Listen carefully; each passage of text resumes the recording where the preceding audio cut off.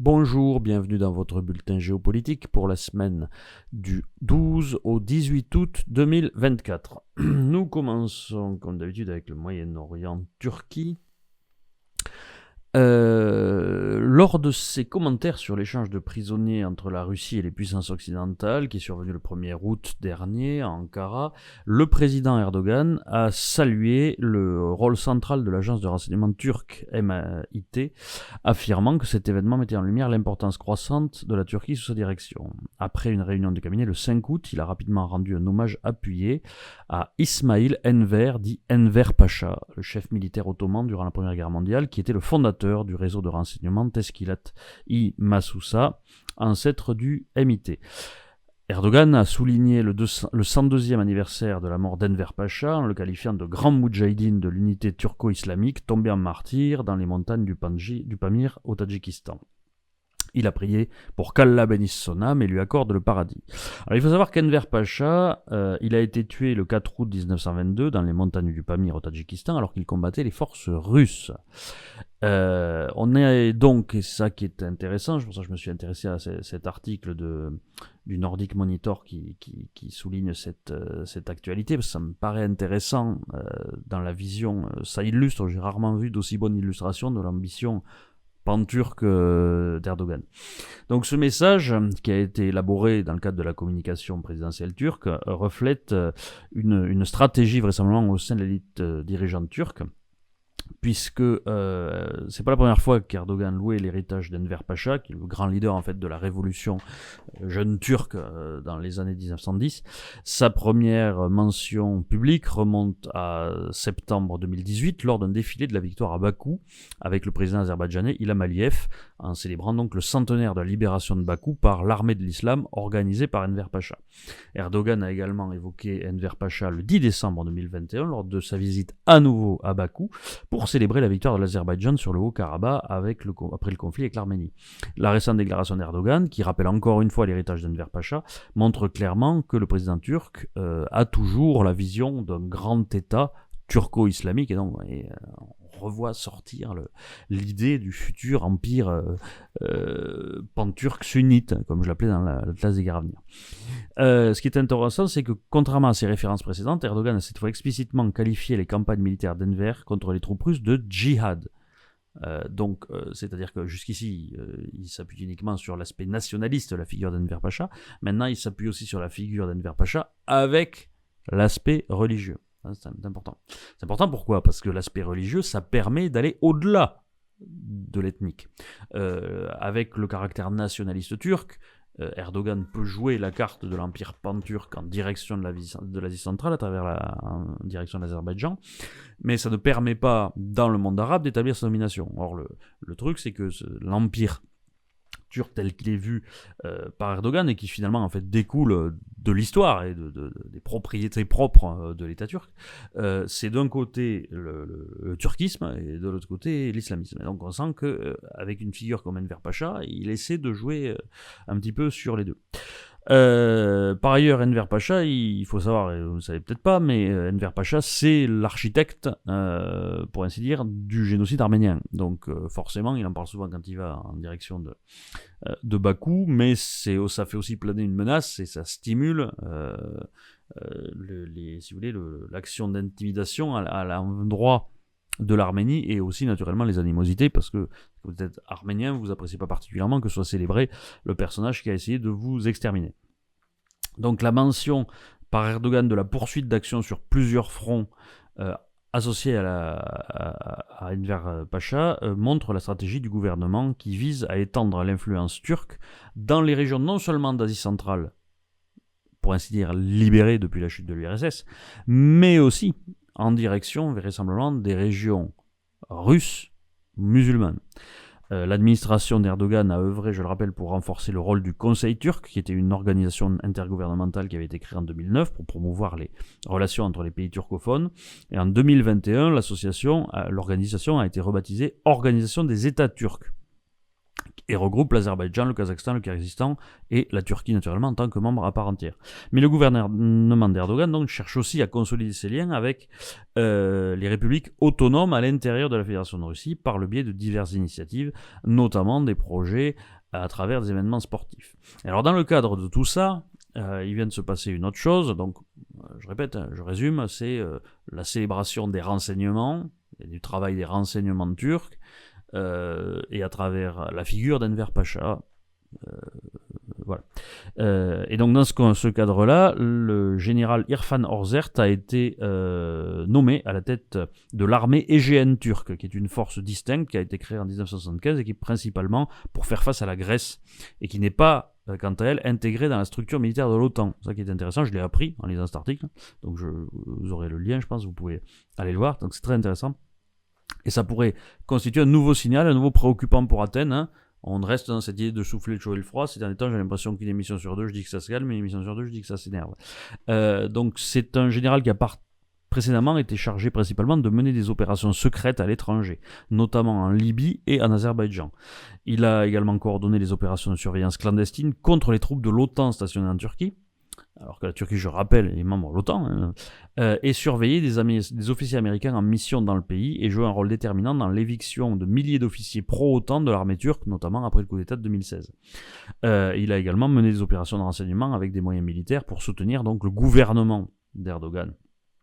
Il a été désigné en 2019 comme directeur général de la défense et de la sécurité au ministère de la Défense, et en 2023, il a atteint le grade de général et a été nommé chef d'état-major adjoint, qui était donc le deuxième poste le plus élevé dans l'armée turque. Sa récente nomination à la tête de l'armée égéenne suggère donc que le gouvernement Erdogan pourrait envisager une nouvelle approche dans les frontières occidentales de la Turquie, possiblement impliquant des opérations secrètes visant la Grèce, afin de renforcer le soutien intérieur à son administration. Opération secrète visant la Grèce, juste après une ouverture, peut-être pour faire baisser sa garde à la Grèce précisément. Donc voilà, vous voyez, le flou est maintenu, l'ambition d'Erdogan est toujours importante. Dans cet article, il est également mentionné, je ne l'ai pas mis dans mon résumé, mais il est également mentionné des plans secrets qui existeraient et qui seraient, semble-t-il, connus malgré tout, de la Turquie pour reprendre une partie des îles de la mer Égée, et qui dépendrait justement de cette force de l'armée égéenne turque. Donc voilà, vous voyez, on est sur... tout ceci montre que les tendances importantes de fond turques semblent aller toujours dans le même sens. Qui est le sens attendu d'ailleurs, mais voilà, c'est-à-dire celui d'une évolution pan-turque et pan-islamique. Les ministres russes des Affaires étrangères et de la Défense se rendront précisément en Turquie ce dimanche. Alors, il devait arriver aujourd'hui, parce que j'enregistre dimanche, selon une annonce du ministère des Affaires étrangères, pour des discussions sur diverses questions régionales, dont le conflit en Libye. Une source diplomatique turque a confié à l'AFP que la situation en Libye sera l'un des principaux sujets à l'ordre du jour des pourparlers, avec probablement aussi des discussions sur la Syrie, avec une recherche d'articulation donc du côté turc sur ces nouvelles problématiques. Je vous en parle pas mal depuis ces derniers temps, mais Syrie et Irak, on sent qu'il y a un plan qui est en train de s'élaborer de la Turquie pour les années qui viennent, et c'est aussi dans cette perspective que l'aspect musulman islamique est important au niveau de la propagande, puisque avec les Arabes, forcément, on ne peut pas jouer sur l'aspect ethnique. Au Liban, une frappe israélienne a causé la mort d'au moins 6 personnes en Amatiyeh, dans le sud du pays, selon le ministère libanais de la Santé, et ça a entraîné une riposte du Hezbollah à nouveau par une salve de roquettes sur Israël. Toutes les victimes étaient de nationalité syrienne. Ce bilan est l'un des plus lourds enregistrés dans le sud du Liban depuis le début de la guerre d'Israël contre Gaza, qui était déclenchée donc après le 7 octobre. Un haut responsable américain, sous couvert d'anonymat, c'est le Figaro qui nous l'indique, a averti vendredi que l'Iran ferait face à des conséquences cataclysmiques s'il attaquait Israël. Il a précisé que les États-Unis souhaitaient dissuader l'Iran de suivre cette voie, car cela aurait des répercussions particulièrement graves pour Téhéran. Il a également souligné que toute attaque de ce genre risquerait de compromettre les délicates négociations en cours concernant une trêve dans la bande de Gaza. Le responsable a rappelé que le Hamas soutenu par l'Iran avait déclenché ce conflit le 7 octobre et qu'il serait paradoxal que l'Iran prenne des mesures susceptibles de faire échouer ce qui est considéré comme la meilleure chance depuis des mois de parvenir à un cessez-le-feu à la libération des otages. Il semble, vu la façon dont les choses évoluent, que les Iraniens ne vont pas riposter à l'opération israélienne à Téhéran contre l'ancien patron du Hamas, ce qui pose des grosses questions sur la capacité de dissuasion de ce pays. À nouveau, face aux Azerbaïdjanais, ça risque de les faire rigoler. De manière générale, il est assez clair que les élites iraniennes recherchent plutôt le statu quo, parce qu'elles savent très bien que déclencher une guerre, surtout tant qu'ils ne sont pas nucléarisés, c'est se mettre gravement en danger. La question, c'est du côté d'Israël, parce que l'Israël de Netanyahou, à mon avis, risque et a tout intérêt à s'enhardir en se disant que, après tout, ils peuvent aussi se mettre à bombarder le Liban, puisque l'Iran ne bougera pas, parce qu'ils ont toujours les Américains de leur côté. Donc on voit cette manœuvre, ce glissement progressif où Netanyahou fait en sorte de faire monter toujours un petit peu plus lentement l'escalade contre l'Iran, en faisant à chaque étape en sorte que les États-Unis soient toujours avec lui. C'est-à-dire que du coup, qu'il le lâche jamais, parce que du coup, ça évite qu'il y ait des réactions du côté iranien. La question, c'est est-ce qu'à un moment, tout d'un coup, cette espèce d'équilibre va se rompre d'une manière ou d'une autre. Un changement significatif de politique étrangère des États-Unis envers l'Arabie Saoudite. Le 12 août dernier, les États-Unis ont annoncé la reprise de leur vente d'armes offensives à l'Arabie Saoudite après plusieurs années de suspension en raison de préoccupations humanitaires liées au conflit au Yémen. C'est l'agence l'AFP qui a rapporté ça. L'Arabie Saoudite reste un partenaire stratégique majeur pour les États-Unis et nous sommes impatients de renforcer ce partenariat, a déclaré Vedant Patel, qui est le porte-parole du département d'État américain. En Afrique, au Sénégal, la dissolution de l'Assemblée nationale semble de plus en plus envisageable selon plusieurs analystes. Cette mesure pourrait être une réponse à l'impasse actuelle où la coalition d'opposition Benno Bokk Yakaar, qui est toujours majoritaire à la Chambre basse, pourrait constituer un obstacle significatif pour le nouveau Premier ministre Ousmane Sonko, qui pourrait faire face à une motion de censure s'il tentait de présenter sa politique générale devant l'actuelle Assemblée. Le camp présidentiel envisage donc sérieusement la dissolution de l'Assemblée dans les semaines à venir. Au Rwanda, ça c'est très intéressant, le gouvernement rwandais a signé mercredi un protocole d'accord avec l'entreprise américaine Nano Nuclear Energy pour la construction de petits réacteurs nucléaires, donc des réacteurs SMR, Small Modular Reactor, je crois. C'est l'autorité rwandaise de l'énergie atomique, la RAEB, qui l'a indiqué. Ces réacteurs, qui sont plus compacts et plus simples à construire que les centrales nucléaires conventionnelles, sont fabriqués en usine puis transportés sur site pour leur exploitation. Le protocole vise à établir une coopération entre les deux parties afin de faciliter l'introduction des SMR et des micro-réacteurs au Rwanda, selon le communiqué de la RAEB. En visite au Rwanda, le PDG de Nano Nuclear Energy, James Walker, a annoncé qu'un réacteur test serait construit dans les prochaines années. Nous avons une solide base pour avancer, nous envisageons un parcours très prometteur vers le développement d'un programme nucléaire civil avancé au Rwanda, a-t-il déclaré. Alors moi, me semble-t-il que le SMR, ça reste quand même quelque chose qui est à l'état de projet, qu'il n'y en a pas qui sont installés ou que ce soit. C'est une technologie qui est en développement. D'ailleurs, ces critiques expliquent que ça ne sera pas avant des décennies que ça sera totalement fait. Mais en fait, ce qui est intéressant, c'est que d'ores et déjà, quoi qu'il en soit, le Rwanda prend ce train-là en marche, et donc ça annonce aussi le monde de demain avec une Afrique qui se développe aussi dans cette direction-là, et le Rwanda, comme dans beaucoup de sujets, est un des pays les plus avancés de l'Afrique noire sur ces sujets. Elon Musk, qui est donc le propriétaire de X, je ne le présente plus, a annoncé samedi la fermeture des bureaux du réseau social au Brésil en raison d'un conflit avec le juge de la Cour suprême brésilienne, Alexandre de Moraes. Il a indiqué « X n'a pas d'autre choix que de fermer nos opérations locales au Brésil », mais il a précisé que le service resterait accessible aux Brésiliens. L'entreprise a quant à elle expliqué que cette décision était nécessaire pour protéger la sécurité de son personnel local. Elle a également affirmé que le juge Alexandre de Moraes avait, je cite, menacé notre représentant légal au Brésil d'arrestation si le réseau social ne se conformait pas aux décisions de censure imposées pour bloquer certains contenus. Naturellement, on pense surtout, c'est ça qui nous intéresse, au parallèle qu'il peut y avoir en Europe. Est-ce qu'on peut avoir ce genre de dérive également ? Alors, bien sûr, le service reste accessible, ce qui est le principal pour les Brésiliens, mais enfin, ça montre que les tensions peuvent escalader, on ne sait pas, ça peut finir par déboucher sur une interdiction. Je rappelle qu'Elon Musk avait déjà dit qu'éventuellement, il pourrait aussi se retirer d'Europe s'il y avait un problème, ce qui quand même serait un séisme. Et précisément lundi 12 juillet, Elon Musk a organisé un événement en direct sur son réseau social avec Donald Trump, et cet échange a été critiqué par les grands médias selon lesquels il était marqué par des propos radicaux et ses informations erronées. Les médias ne vous disent pas que selon eux il y a des propos radicaux et des informations erronées. Les médias, quand vous allez lire les articles, vous dites que cet échange a été marqué par des propos radicaux et des informations erronées. C'est un fait. Moi, ce qui me pose toujours problème avec ce genre de truc, c'est que toute interview politique d'un dirigeant qui a un discours un peu marqué est marqué par des propos radicaux et souvent des informations erronées.